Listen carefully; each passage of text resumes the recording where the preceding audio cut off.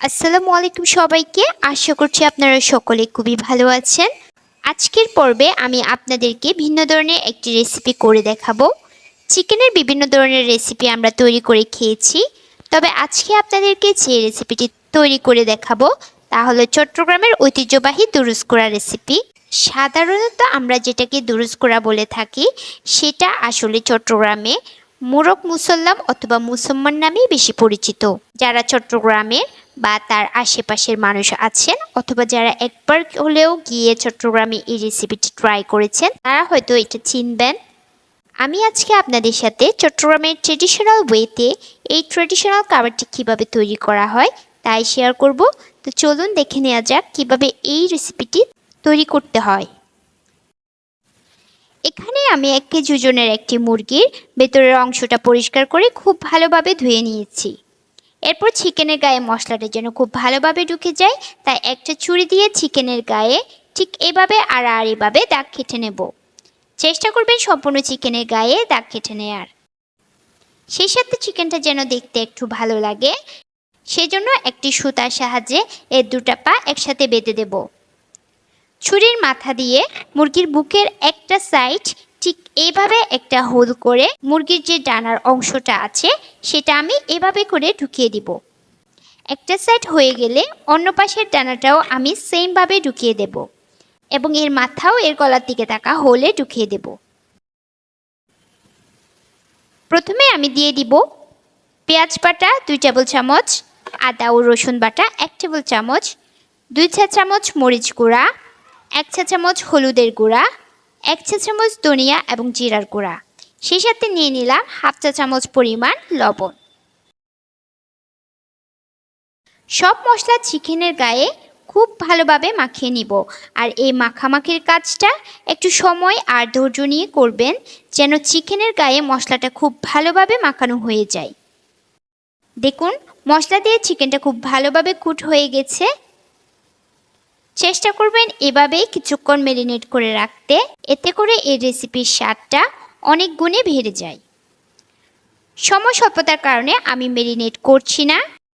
যে প্যানে রান্না করব সেই প্যানে আমি মুরগিটা দিয়ে দিলাম এবং সাথে অ্যাড করে দিচ্ছি পরিমাণ মতো পানি। আমি এখানে 1.5 কাপ পরিমাণ পানি ব্যবহার করছি। আর এর মধ্যেই চিকেনটা খুব ভালোভাবে সেদ্ধ হয়ে যাবে। আপনারা যদি দেশি মুরগি দিয়ে এই রেসিপিটা ট্রাই করেন সেক্ষেত্রে পানির পরিমাণটা একটু বাড়িয়ে দিবেন। এর সাথে দিয়ে দিলাম কয়েকটা আস্ত কাঁচামরিচ। পানির সাথে চিকেন সহ মশলাটা আমি আবারও মিশিয়ে নিব। এখন আমি চুলায় বসিয়ে দিলাম। যেহেতু এটা আমি আমাদের চট্টগ্রামের ট্রেডিশনাল ওয়েতে তৈরি করছি সেক্ষেত্রে আমি মাটির চুলায় রেসিপিটি তৈরি করব।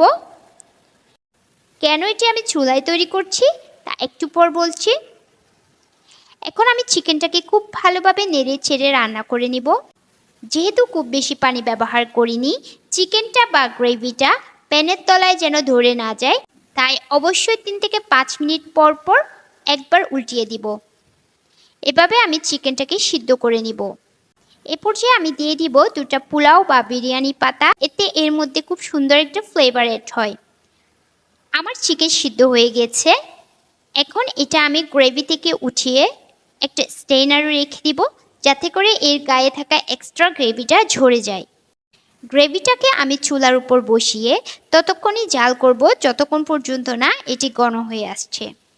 যেহেতু এখানে আমি খুব বেশি মশলা ব্যবহার করিনি সেক্ষেত্রে গ্রেভিটা ঘন হওয়ার একটু সময় সাপেক্ষ ব্যাপার। তাই আমি 1.5 চা চামচ ময়দার সাথে সামান্য পানি অ্যাড করে একটা ব্যাটার তৈরি করে নিয়েছি। এই ব্যাটারটা আমি গ্রেভির মধ্যে দিয়ে হয়ে আসবে চুলার হিট বাড়িয়ে এতে আমি চিকেনটা মশলার সাথে চিকেনটা খুব ভালোভাবে মিশিয়ে নেব।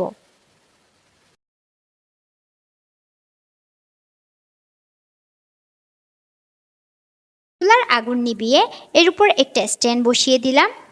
এর উপর চিকেনটা বসিয়ে দিব। একটু আগেই বলেছিলাম কেন রেসিপিটি চুলায় করা হলো, এটাই কারণ। এভাবে এপাশ ওপাশ আগুনের তাপে ছেঁকে নিলে এটা খেতে খুব ক্রিস্পি হয় এবং এর উপরে খুব সুন্দর একটা কালার আসে। দেখুন আমার চিকেনটা অলমোস্ট হয়ে গিয়েছে।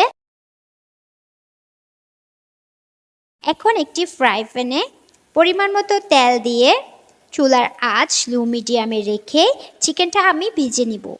এতে করে উপর থেকে খুব সুন্দর একটা কালার আসবে আর ভেতরটা খুব বেশি ক্রিস্পি হবে। তৈরি হয়ে গেল চট্টগ্রামের ঐতিহ্যবাহী তুরস্কুরা। আমি চেষ্টা করেছি সম্পূর্ণ ট্রেডিশনাল ওয়েতে ট্রেডিশনাল এই রেসিপিটা তৈরি করার। পোলাও, নান অথবা পরোটার সাথে আপনারা এটি সার্ভ করতে পারেন। আশা করছি আমার আজকের রেসিপিটি আপনাদের ভালো লেগেছে। ভালো লাগলে আমার চ্যানেলটি অবশ্যই সাবস্ক্রাইব করবেন। ধন্যবাদ সবাইকে।